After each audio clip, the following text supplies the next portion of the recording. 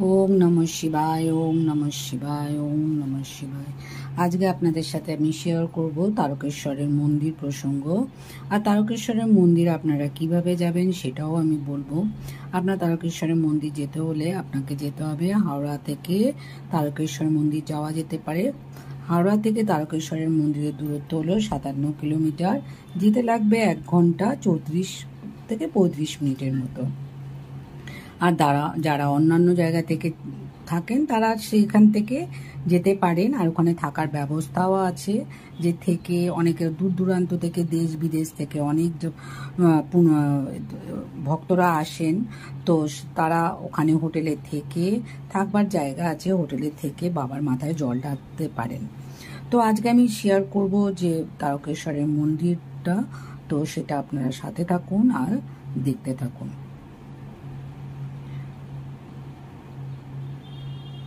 তারকেশ্বর মন্দির যেতে হলে আপনি ট্রেনেও যেতে পারেন, বাসেও যেতে পারেন, ট্যাক্সিতেও যেতে পারেন, যার যেরকম। এই তারকেশ্বর মন্দিরের পেছনে রয়েছে একটা অলৌকিক ঘটনা। অষ্টাদশ শতাব্দীর প্রথম দিকে উত্তরপ্রদেশের অযোধ্যা থেকে শিবভক্ত মানুষ বিষ্ণু দাস এসেছিলেন হুগলি জেলাতে। উনি ওখানে তার পরিবার নিয়ে ছিলেন। তো হঠাৎ উনি জায়গাটা তখন বন জঙ্গলে একদম ভরা ছিল। তো বিষ্ণু দাস তার ভাই ভারমল্ল রোজ বনে যেতেন আর ফলমূল মধু সংগ্রহ করতেন। তাই তিনি লক্ষ্য করতেন একটি বড় কালো রঙের শিলাখণ্ডের উপর গাভীরা এসে দুধ দিয়ে যায়। এই অদ্ভুত ঘটনা তিনি তার দাদাকে বলেন। শিবভক্ত বিষ্ণু দাস বনে এসে এই দৃশ্য দেখে শিহরিত হন। এরপর রাতে দেবাদিদেব তাকে স্বপ্নে দেখা দেন, বলেন, তোমার সাধ্য মতো আমার মন্দির তৈরি করে পুজো শুরু করো।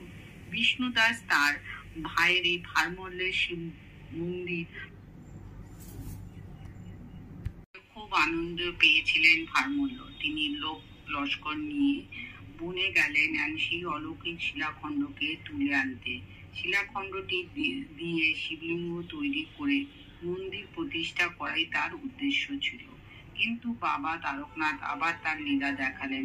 সেই শিলাখণ্ড এক চুলো সরাতে পারলেন না কেউ।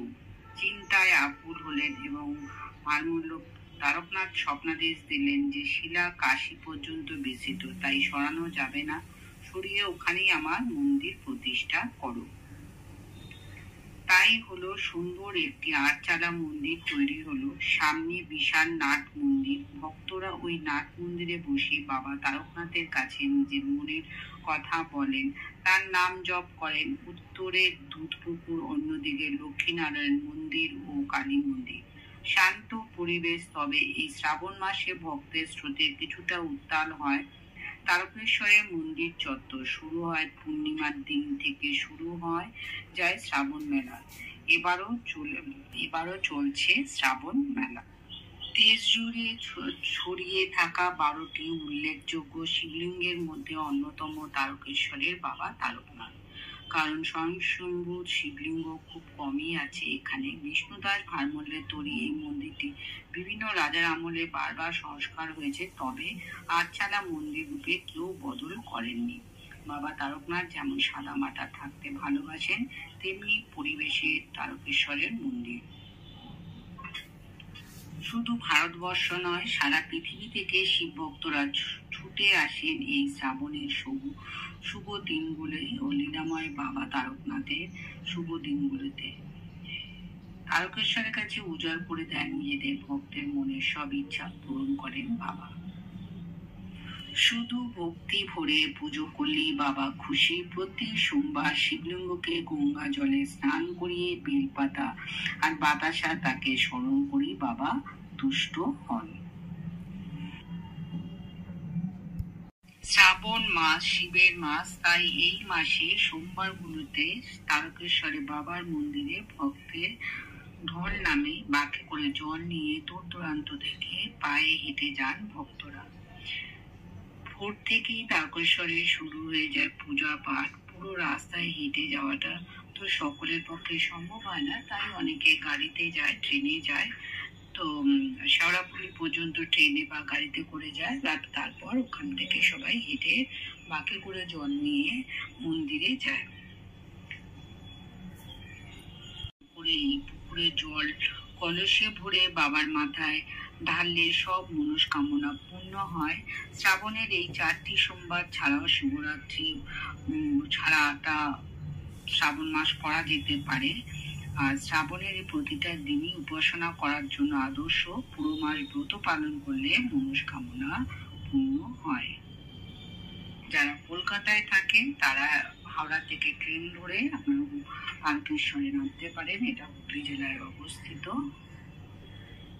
যারা দূর থেকে আসেন তাদের ওখানে হোটেলও আছে, তারা হোটেলে থেকে বাবার মাথায় জল ঢালতে পারেন, সেই ব্যবস্থাও ওখানে আছে। তো ভক্তি করে যদি বাবাকে ডাকা যায়, বাবা তার মনস্কামনা পূর্ণ করে। ভিডিওটা ভালো লাগলে লাইক করবেন, শেয়ার করবেন, সাবস্ক্রাইব করবেন। বড়দেরকে প্রণাম জানালাম, ছোটদেরকে অনেক অনেক ভালোবাসা, আর অবশ্যই একটা লাইক করবেন। এতক্ষণ সময় আমার সাথে থাকবার জন্য অনেক অনেক ধন্যবাদ।